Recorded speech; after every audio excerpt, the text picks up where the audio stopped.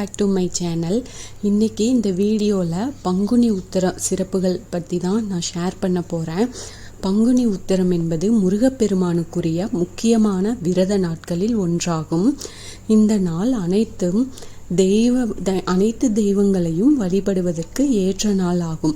பங்குனி மாத பௌர்ணமியும் உத்திர நட்சத்திரமும் இணையும் நாளே பங்குனி உத்திரம் ஆகும்.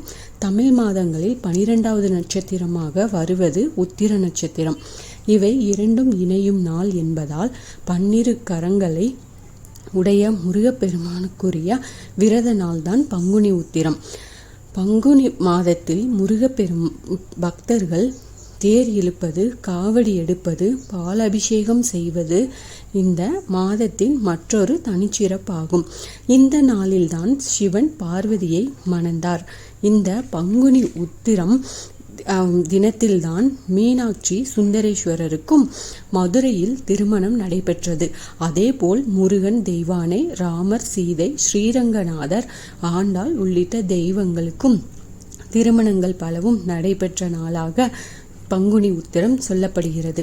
அதனால்தான் பங்குனி உத்திரத்தன்று கடைபிடிக்கப்படும் விரதத்திற்கு கல்யாண விரதம், கல்யாண சுந்தர விரதம், திருமண விரதம் என அழைப்பதுண்டு.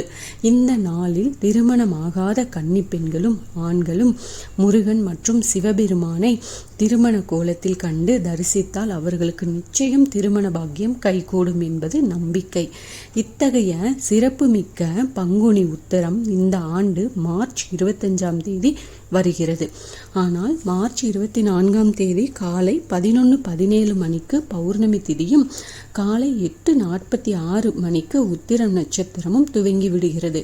மார்ச் 25ஆம் தேதி பகல் 1:16 வரை பௌர்ணமியும் திதியும் காலை 11:19 வரை உத்திர நட்சத்திரமும் உள்ளதால் பௌர்ணமி திதியும் உத்திர நட்சத்திரமும் மார்ச் 24ஆம் தேதியை துவங்கி இருக்கிறது.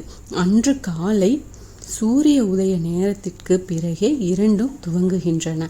ஆனால் பஞ்சாங்க சாஸ்திரப்படி ஒரு நாளின் சூரிய உதய நேரத்தின் போது என்ன திதி நட்சத்திரம் உள்ளதோ அதுவே அந்த நாளுக்கான கணக்கில் எடுத்துக்கொள்ள வேண்டும்.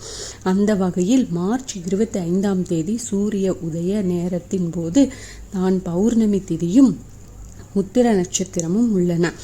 இதனால் மார்ச் 25ஆம் தேதியை தான் பங்குனி உத்திர நாளாக கணக்கில் எடுத்துக்கொண்டு விரதம் இருக்கலாம்.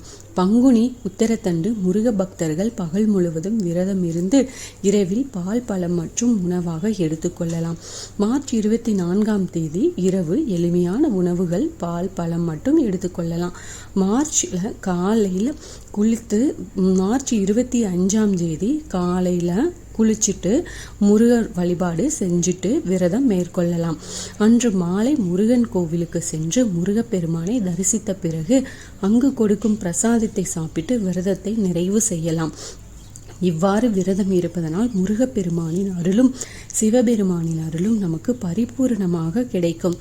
அதோடு சிவபெருமானுக்குரிய வழிபாட்டு நாளான திங்கட்கிழமையில் இணைந்து வருவது மற்றொரு விசேஷமாகும். Thank you friends. மீண்டும் அடுத்த பதிவில் சந்திப்போம்.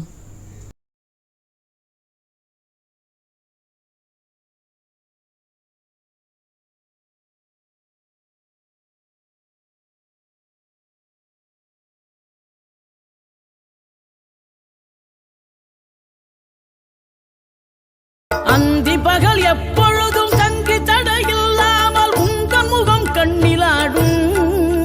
தினம் எந்த நிலை கொண்டோ